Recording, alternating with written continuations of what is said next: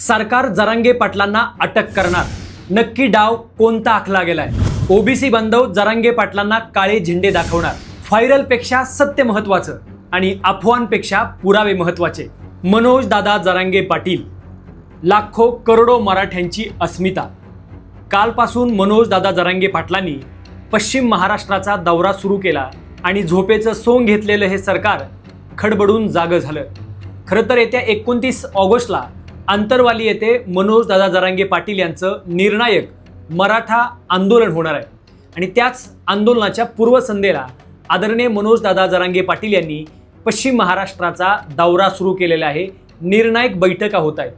कालच्या जर भागाचा आपण अंदाज घेतला तर सकाळी तुळजाभवानीचं दर्शन घेऊन पाटलांनी आपला दौरा सुरू केला. मी काल प्रत्यक्ष त्या दौऱ्यामध्ये सासुरे फाटा वैराग या ठिकाणी मी सहभागी झालो होतो. त्या ठिकाणची पूर्ण सभा मी दादांची ऐकली, दादांना भेटलोही. खरं तर दादांनी सभेमध्ये एक वाक्य सांगितलं. दादा असं म्हणाले की सरकार मला कधी अटक करू शकतंय. अटक करण्याच्या पाठीमागं त्यांची स्ट्रॅटेजी ठरलेली आहे, त्यांचा प्लॅन ठरलेला आहे. तो प्लॅन असा आहे की एखाद्या सभेमध्ये दगडफेक करायची आणि दगडफेक केली म्हणून जरांगे पाटलांनाच अटक करायचं, सामाजिक वातावरण दूषित केलं म्हणून अटक करायची, उचलायचं आणि तुरुंगात टाकायचं. 5 वाजल्यापासून तर म्हणते याला अटकच करा. मला अरे एवढा भोपाळचा आहे का तो मिलेला गाडीचा आहे. अशा प्रकारचा प्लॅन खरंच सरकारनं केलाय का याच्याबद्दल आता सविस्तरपणे बोलणं गरजेचं आहे. मुळात आज मनोज दादा जरांगे पाटील आटपाडी इथं सभा आहे आणि काही ओबीसी एकत्र जमले आणि ते असं म्हणाले की आम्ही जरांगे पाटलांना काळे झेंडे दाखवणार. त्या ठिकाणी जर प्रक्षोभन भाषण होत असेल, करत असतील तर आम्ही ओबीसी समाजाच्या माध्यमातून जरांगे पाटलांना उद्या काळे झेंडे दाखवून त्या ठिकाणी त्यांचा तीव्र निषेध व्यक्त केला जाईल. मला वाटतं की तुम्ही सरकारला काळे झेंडे दाखवायचं सोडून तुम्ही जरांगे पाटलांना जर काळे झेंडे दाखवणार असाल तर दांडे खायची तयारी ठेवा. कारण मराठा हे वातावरण बघून अस्वस्थ होईल, तेढ निर्माण होईल, जाते वातावरण बदलतील आणि मग दंगे धोपे सुरू होतील. हे आपल्याला करायचं नाही. म्हणून जरांगे पाटील असं म्हटलं की हे वातावरण दूषित करण्यासाठी दुष्प्रवृत्ती माझ्या आंदोलनामध्ये येऊ शकतात, माझ्या सभेमध्ये येऊ शकतात आणि सभेमध्ये दगडफेक सुद्धा होऊ शकते. याचाच अर्थ हा नेमका कोणी प्लॅन केलाय? जरांगे पाटलांना अटक करायचा प्लॅन नेमका कोणाचा आहे? जरांगे पाटलांनी जरी अशी भीती व्यक्त केलेली असली की मला अटक होऊ शकते, याचा अर्थ जरांगे पाटील अटकेला भीत नाहीत. परंतु जर जरांगे पाटलांना अटक झाली तर महाराष्ट्रातलं वातावरण कशा प्रकारे बिघडल हे न सांगता येणार आहे.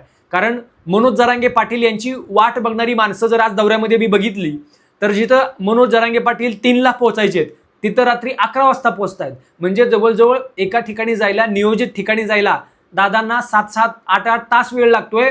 कारण प्रत्येक गावामध्ये दादांवर प्रेम करणारा लाखो मराठा समाज दादांना भेटतोय, त्यांचं पुष्पवृष्टी करून स्वागत करतोय. मला वाटतं सरकारला असं वाटलं होतं की मनोज जरांगे पाटलांच्या पाठीमागे आता लोक नसणार आहेत, कारण जरांगे पाटले आता गर्दी होऊ शकत नाही, असं तसं अमुक तमुक बऱ्याच गोष्टी. मला सरकारला सांगायचंय, मनोज जरांगे पाटील हा एक जलवा आहे. मनोज जरांगे पाटील ही मराठ्यांची अस्मिता आहे. दादांनी फक्त हाक मारायची आणि लाखो मराठ्यांनी एकत्र यायचं. कालचं वातावरण बघितलं ना, दादा चालायला लागले की मोर्चे निघतात, दादा थांबले की लाखोंच्या सभा होतात. आणि म्हणून मला असं वाटतं की मनोज दादा जरांगे पाटील यांना अटक करायचं तर सोडाच, पण दादाच्या सभेवर एक जरी दगड उचलण्याचं काम जर कुणी केलं असेल ना तर त्याला त्याच ठिकाणी धडा शिकवण्यासाठी माझे मराठा बांधव सक्षम आहेत हे देखील सांगणं गरजेचं आहे. कारण अफवा सुटलेल्या आहेत. आता आटपाडीमध्ये लाईव्ह पत्रकार परिषदे घेऊन ओबीसी बांधव म्हणतात की आम्ही झेंडे दाखवू. कुणाला? जरांगे पाटलाला. का दाखवायचो? तर जरांगे पाटील प्रक्षोभ भाषणं करतात. जरांगे पाटलांची सगळी भाषणं नीट ऐका. जरांगे पाटलांनी कधीच जाती जातीमध्ये तेढ निर्माण होईल अशा प्रकारचं वक्तव्य ते कधीच करत नाहीत. मला मान्य आहे त्यांचा राग हा नेत्यांवरती असतो, सरकारवरती असतो, व्यवस्थेवरती असतो, परंतु हा राग जातीय तेढ निर्माण करणारा नाही, प्रक्षोभक नाही, हे देखील आपण समजून घेणं गरजेचं आहे. राहिला मुद्दा जरांगे पाटलाला अटकेचा, तर सरकार खूप शहाणा आहे. सरकार जरांगे पाटलांना हात लावू शकत नाही. काल जरांगे पाटलांनी धाराशिव सोडल्यानंतर त्यांची सिक्युरिटी जरा कमी करण्याचं काम सरकारनं केलंय. माझी सरकारला या व्हिडिओच्या माध्यमातून विनंती आहे, जरांगे पाटलांचं संरक्षण वाढवा. कारण हा माणूस मराठ्यांसाठी अत्यंत महत्त्वाचा आहे, जीव की प्राण आहे, मराठ्यांचं काळीज आहे. जरांगे पाटलांच्या नुसत्या केसाला जरी धक्का लागला तर खोत्याचं नव्हतं होईल, अशा प्रकारची अवस्था सध्या महाराष्ट्रामध्ये आहे. म्हणून जरांगे पाटलाची सुरक्षितता हा मला वाटतं सरकारचा पहिला उद्देश असायला हवा. आणि जरांगे पाटलांना अटक करा हे जे वाक्य आहे ना ते अत्यंत घातक वाक्य आहे. आगी मावळ्याला दगड मारल्यावर जसं आगी मावळ्याच्या माशा पेटून उठतात ना, तसे मराठी पेटून उठतील. जरांगे पाटलांना अटक करायचा जर उद्देश तुमचा असेल तर तो आत्ताच्या आत्ता काढून टाका. कारण जरांगे पाटील हे फक्त आता व्यक्ती राहिलेली नाहीत, ती मराठ्यांची अस्मिता राहिलेली आहे. आंतरवाली सराटीमध्ये फक्त जरांगे पाटलाच्या आंदोलनावर तुम्ही दगडफेक केली होती तर महाराष्ट्र पेटून उठला होता.